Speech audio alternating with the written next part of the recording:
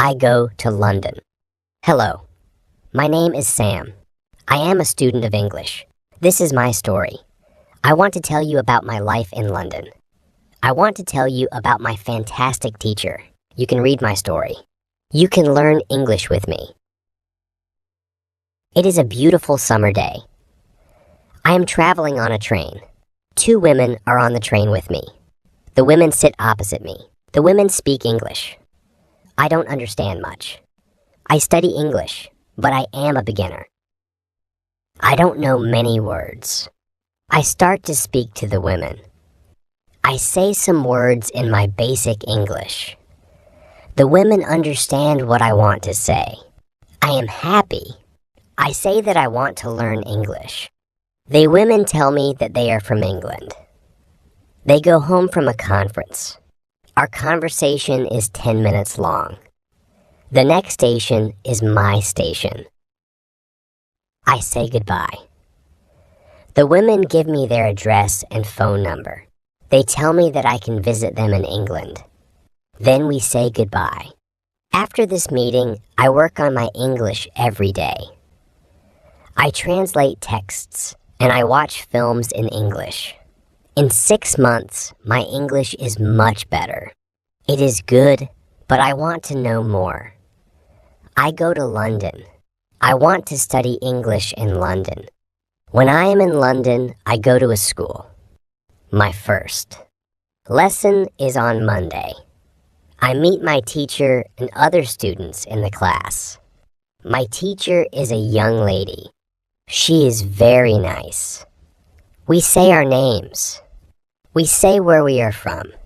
Then the lesson starts. Our teacher has a question for us. She wants to know how we study English. Our teacher says that she can teach us a very effective method to learn English. This method is very simple. Our teacher tells us that we don't have to study.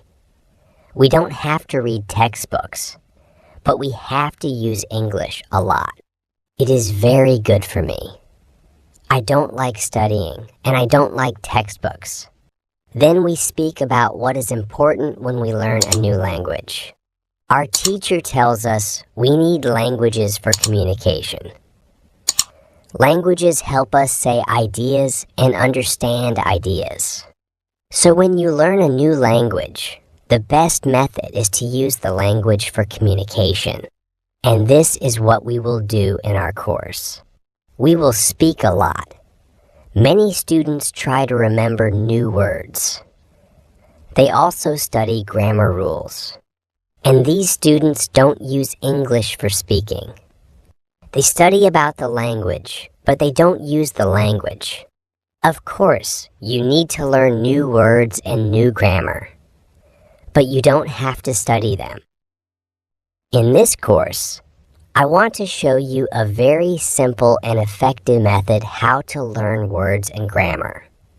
I like what our teacher says. Our lesson continues.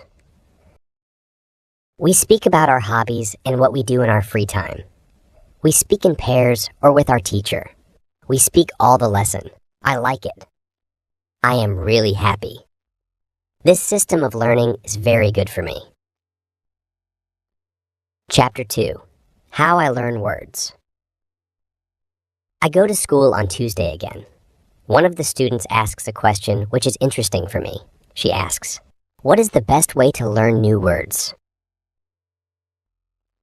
Our teacher says there are many things you can do to learn new words. I will tell you what is statistically the most effective way for learning new words. It is reading. When people read, when they learn a new language, they learn twice as fast as people who don't read. It is good to read for at least 30 minutes every day. I want to show you what you should do if you want to get the maximum profit from reading. First, it is very important that the book or text which you read is interesting for you. It is important that you enjoy reading. The book can be a nice story, or it can have some useful information for your job or your hobby. Don't read a text which isn't interesting for you. It is also good to read a text in which you know most of the words. When you don't know many words, you can get frustrated. You always want to enjoy everything you do while using English. It is good to choose a text which is interesting and also okay for your level. When you read the text and you see a word which you don't understand, you take a dictionary and you look at the word in the dictionary. Then you continue reading. You don't have to write the word anywhere. You don't have to make a list of new words. You don't have to try to remember the word.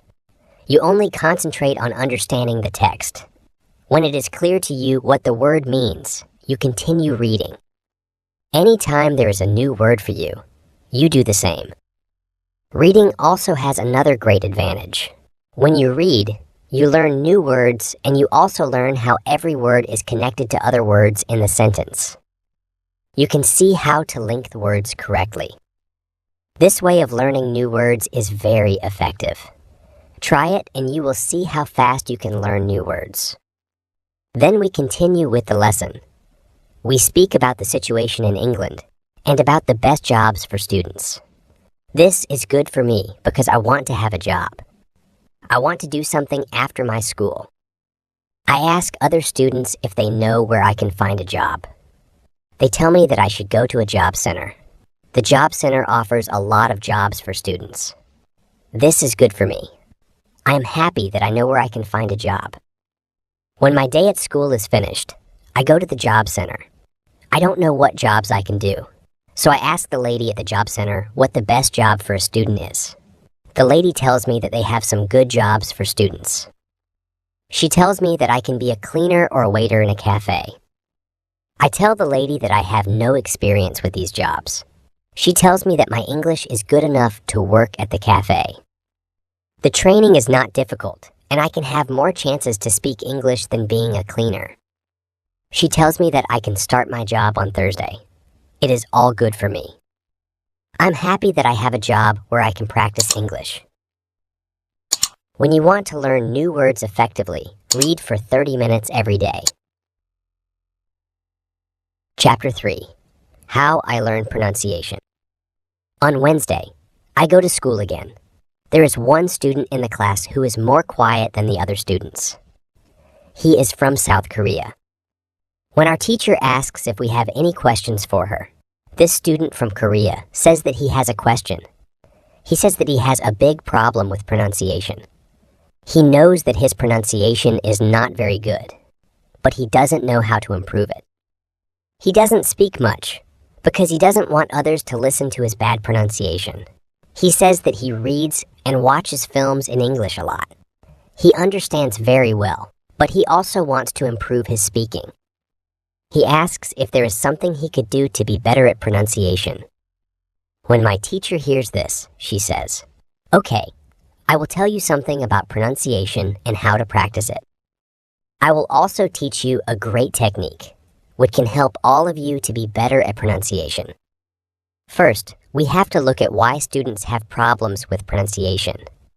When we speak, we have to move our mouth. We have to use muscles in our mouth. We all do that. The problem is that when you speak English, sometimes you use your muscles the same way you would use them in your native language. Then your pronunciation is different from the pronunciation of native speakers. This happens to many students who learn English. Almost everybody has a little different pronunciation than they should have. In fact, it is not a big problem, because usually people understand what you want to say, even if your pronunciation is not perfect. However, you can work on your pronunciation and make it better. There's a great technique which can help you a lot. The name of this technique is shadowing. The technique is very simple. When you do shadowing, you simply copy the sound which you hear. When children learn their first language, they learn it by copying. They copy after their parents again and again, and one day their pronunciation is perfect. You can learn English pronunciation the same way. This is what you can do. You take some video or audio recording, which is not very fast and which you understand very well. You listen and you copy what you hear when you hear it. That is all. Then, our teacher goes to YouTube. Come and she finds a good video where the shadowing technique is well demonstrated. We watch the video. Then we all try to do shadowing for about 3 minutes. Then our teacher tells us shadowing is also good when you are preparing for a presentation and you want to have good pronunciation. Before the presentation, you can go to some place where you are alone and you can do shadowing for about 10 minutes. You will see how much it will help you to have better pronunciation during the presentation. This is very interesting for me. I haven't heard about this technique before.